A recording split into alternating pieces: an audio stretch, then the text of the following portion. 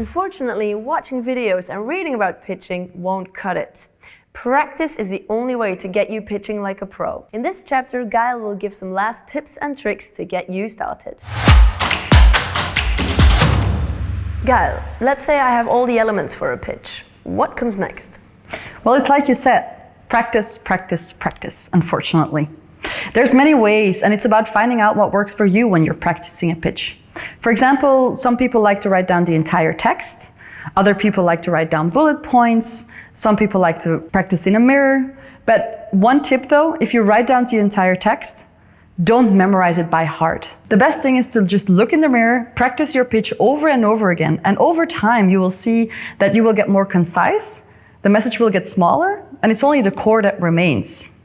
Okay, but what if I hate looking at myself in the mirror, Gael? I totally understand. I don't like to do that myself either. But another option is to videotape yourself. That way you don't have to look at yourself while you're doing it, but you can still watch yourself afterwards. And trust me, you're your own worst critic, so you will definitely find out what works and what doesn't work, especially with the visual, with the vocal, with your intonation. And I believe that at KU Leuven-Kik you can send a video to them to ask for feedback? Yes, exactly. We actually often help student entrepreneurs with their pitch if they want to go pitch for investors. But more than that, we just help students get pitch ready for whatever they want to pitch. So anything that has to do with entrepreneurial skills, they can always come by. Okay, and so what if my pitch is quite technical or let's say difficult to understand? Well, there's actually a really nice test, and I'm not sure if your family is going to love it, but it's a really good one. It's where you go to, for example, your niece or your grandparent or your significant other, and you have to explain your project or whatever it is that you want to convince someone else of in a way that they can understand.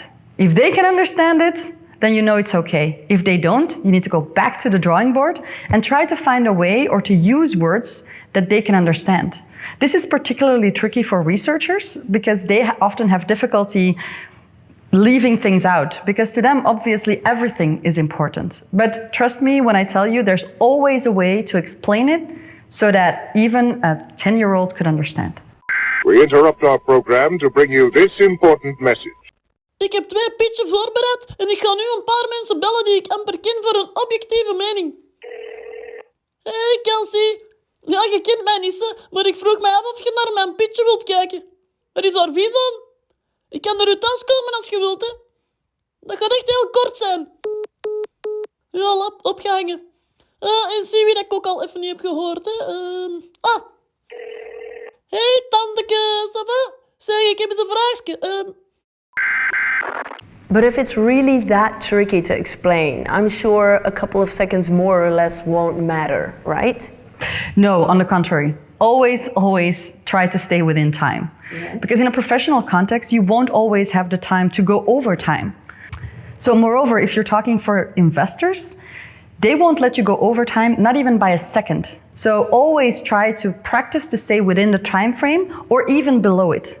The shorter you can tell your message, the better. So, okay. Kill your darlings, they say.